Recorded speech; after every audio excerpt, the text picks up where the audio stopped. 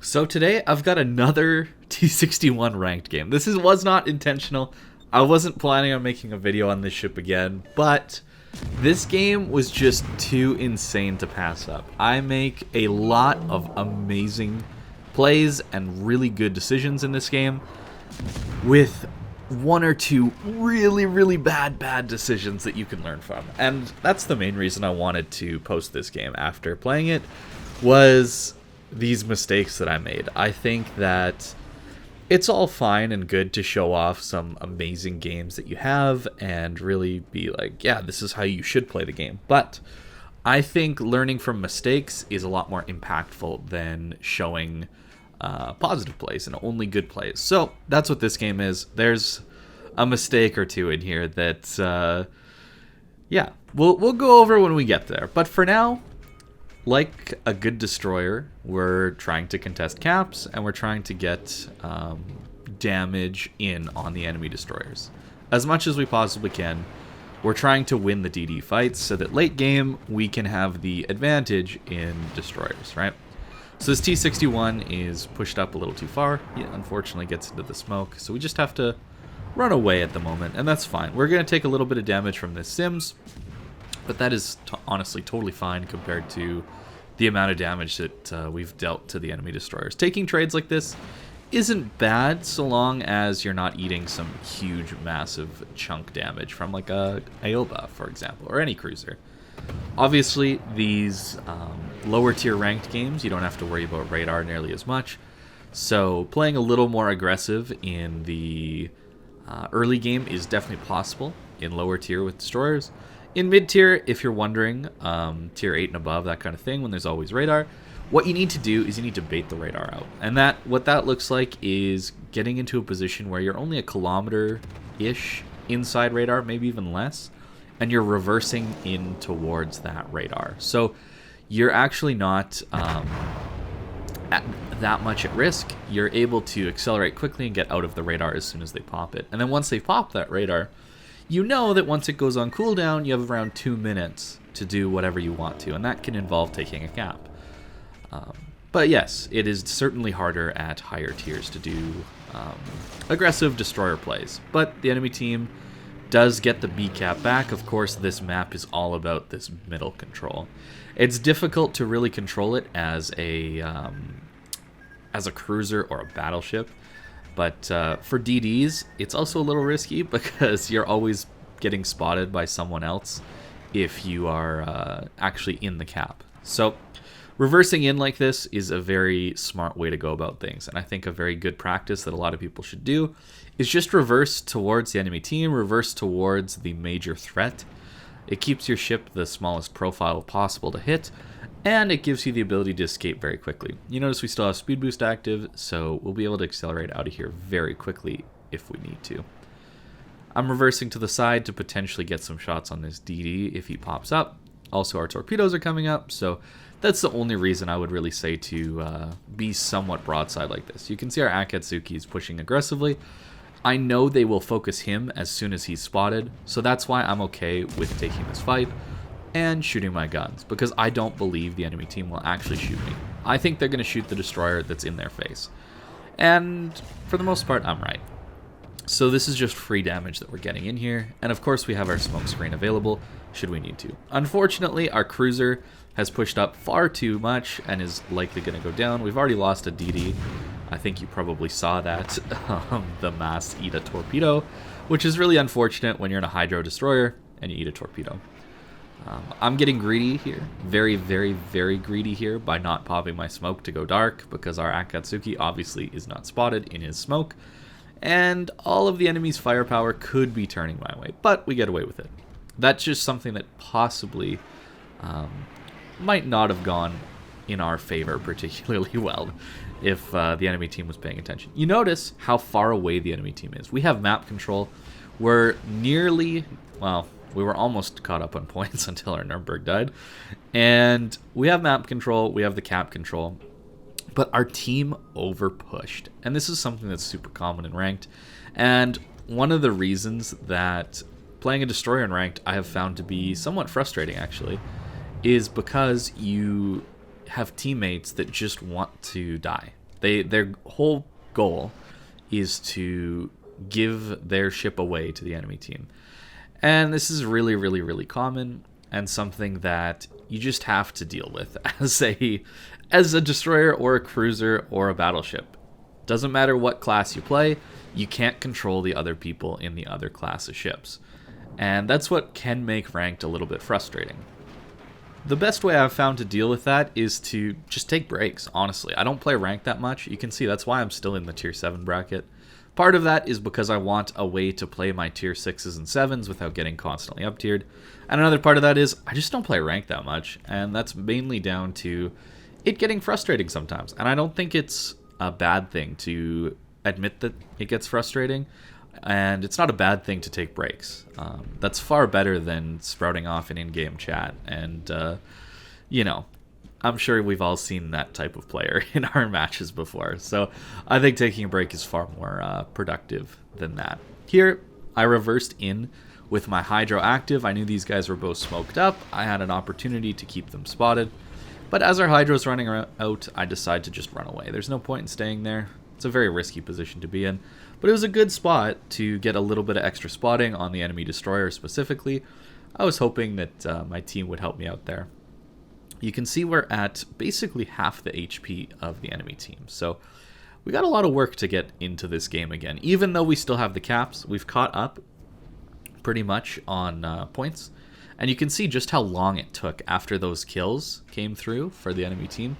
It actually took forever for us to get caught up on points again, to the point where keeping your ship alive late game in a lot of scenarios is much more important than maybe pushing in and trying to get that extra little bit of damage out. There's obviously situations where both are good, but sometimes you'll see in my games where I'll be on very low HP and I'll just run away. And that might lose the game because I'm not impacting the match, but sometimes that gives your teammates enough time on the points tick and the cap tick to actually carry the game out. Because as much as people might think otherwise, there are very good players in this game who can make very strong plays and win some games. So giving people that opportunity to potentially win games like that is definitely something you could try and do by staying alive as a low health ship, unlike our Akatsuki did. Yeah, our teammates really wanted to give their lives up here. So we're left in a 3 versus 5 here, and it's not looking so good because our Nelson's on pretty low HP and our cruiser has been essentially useless this entire time. You can see he's on the 2 line. So this is nearly a 1v5, I would say, based on use. And you can tell I've done a lot of the dirty work, I would say. The spotting, the contesting of caps, that kind of thing, maintaining map control. That's what I've been doing this game. Because that's oftentimes what a destroyer is supposed to do. And that's what is going to win you more games in your DD, is that map control, that cap control.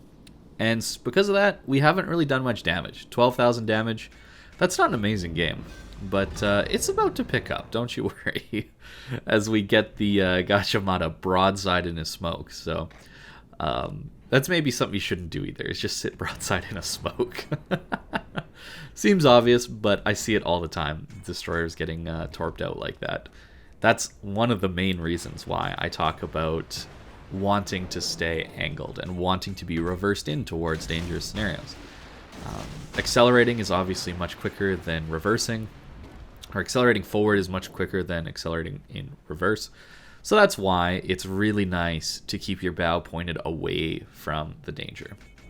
T61, of course, its main power is in its torpedoes and its hydro, and reasonably good concealment. So we're going to have to make some serious use out of our torpedoes here. And a good thing you can do is constantly be trying to reset people. Here, I don't actually shoot to reset this Caracciolo, because I know my torpedoes are going to hit him, and that'll reset him anyway. But I'll eventually want to be using my guns to reset things. And you'll notice I won't spend a ton of time when I'm shooting my guns. I'll shoot my guns to get the resets, and then I will stop shooting right away because I want to go dark. That 20-second window of time where my gun blooms out my detection, it's really important to go into concealment as quickly as you possibly can after getting those resets. In fact, here I don't actually get the resets. The Mayoko, I believe, does. So very fortunate that our cruiser came back in this scenario. And a mistake I made here, just real quick as I'm recording this, I got into detection range of the Caracciolo. I don't know why I did that. That was just a big mistake. I've been switching off between T61 and Haida, and I might have had the Haida concealment in my brain, which is 5.7. But regardless, it causes the Caracciolo to turn out and try and get a shot on us, and that opens them up to our torps. So pretty nice way to get a kill. And now we're left alone. And for those of you that are really paying attention here, this is a solo warrior situation because the Caracciolo died after my friendly cruiser, the Mayoko, did. So this was a 1 versus 4. So now we're going to get into the nitty-gritty of decision making and some really good decisions I make and some really, really bad decisions I make. So on to some good decisions I make. What do I do here? I push aggressively towards B, and I use this island to keep the Synop undetected so they don't know I'm coming. And my goal here is to kill the cruiser. You can see the Aoba is on basically no health. That is my ticket back into this game. And my goal here is to stop near this island so the Synop is not able to shoot me, but I'm able to shoot the cruiser. And here I'm kind of panicking because where's the cruiser? I need to get him. So he shows up and he's on 4,000 HP, which doesn't sound like a lot, but for T61 guns, it's kind of a lot. I should have actually swapped to AP here a little bit sooner, and I probably would have killed him a little bit easier. And I think I pop out too far, and this Synop gets a shot. So there's mistake number 2 this game. I got too close to the Caracciolo, and I got a little bit too greedy for this kill to get the Synop. But we do have our smoke screen, and we do have our Hydro. So I'm able to spot him, and we launch a greedy stack of torpedoes. So I'm hoping that these torps are going to be able to kill the Synop, and then I'll be able to get into B. And it's looking good for that. But a little mistake there was going out too far, and that health is actually going to cost me late game. And that's really, really too bad. But we get the Dev Strike on the Synop. Of course, T61 torpedo power is well known to most people. I don't know why, but this Mayoko decides to leave the C cap. And this little thing here almost wins me the game. It's very close. You can see we both get into the caps at the same time. What I need to do right now is maintain a points tick over this Mayoko. That's the key here. Whoever has point lead at the end of these 2 caps is going to win the game. Because we will need to kill one another. And this Mayoko won't be able to kill me if I have the points tick, because I'm just going to run away and never give him the opportunity. And if he has the point tick, well, it's a cruiser on 25,000 HP, and I'm a destroyer on 3,000 HP. I've only got a certain amount, a few limited torpedo strikes left in me, and he's bow in, and he likely has Hydro. So we're ahead on the points cap tick right now, but they have 2 caps. So I need to get into this A cap as soon as possible. And here we are onto mistake number 3. I do not pop my speed boost as soon as it's active. I don't know why I didn't. Probably just not thinking straight, but if I pop my speed boost, I might get into this cap in time to actually keep ahead on points. But I believe we get in barely ahead on points, but the Mayoko is going to stall out my cap that I have currently, and they already have C cap constantly ticking, right? So this is a big problem. If I get into this cap a little bit sooner, I think I win this game. And that, it's just a game of millimeters. It's a game of inches here when it comes to solo warriors that are this close. I can't believe it's gotten to this close. Truly a really good game, but there's a lot to think about in these scenarios, right? There's a lot to consider about the time left, and thinking about resetting things, right? Like here, I'm thinking, do I reset this guy? Well, I have to, right? And you can see they now pass us on points. So that's a really, really, really sad result. And I don't actually think I get a torpedo here either, which is even worse. So now that we have the A cap and they have the C cap, you can see they have a 2-point tick on me. 2 points.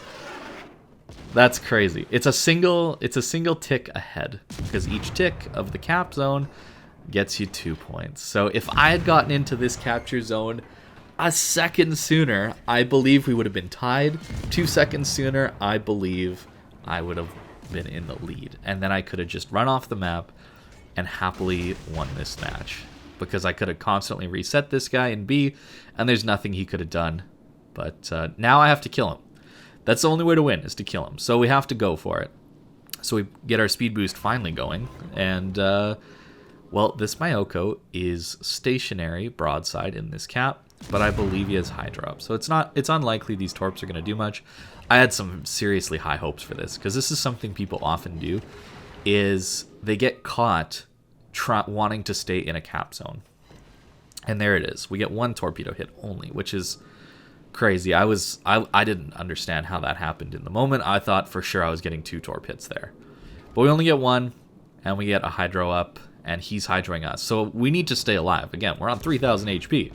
So what do? We duck in behind the island and try and use this little tactic of you moving around an island have an advantage if the enemy is pushing out around that same island. You can see he's unable to shoot me, but I'm able to shoot him. He makes the right play in moving away and trying to open the distance so he can get his guns over the island. I'm a little bit scared for sure at this point, because my Oko guns hurt. I don't know if you knew that, but my Oko guns hurt a lot. So I am very cautiously trying to stay alive, and we're coming up to mistake number 4. And that's that I'm not just blind firing this guy. Why am I not shooting? Look, he's on 1400 HP. I think he doesn't even have a repair at this point. So he's flooding. And I'm not shooting. What am I doing?